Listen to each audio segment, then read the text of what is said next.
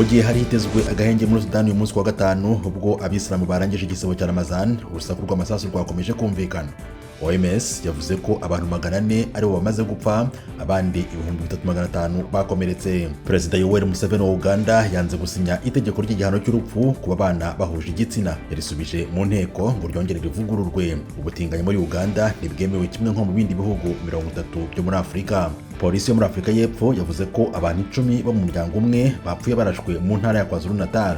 Polisi yavuze ko uyu muryango wagabwe igitero n'abantu bataramenyekana. Aha muri Afurika y'Epfo kandi polisi yirukanye abantu barenga 100 bari bamaze igihe kirenga imyaka 3 imbere y'ibiro bya HCR i Pretoria. N'abantu basabaga ubuhungiro. Turangiriza muri Kongo, aho abaturage bo mu burasirazuba bw'igihugu bahunze imirwano ya M23 na leta basaba gusubira mu byabo, bumvikanisha ko abasirikare bo mu karere bagiyeyo kubungabunga amahoro bazasubiza ibintu mu buryo.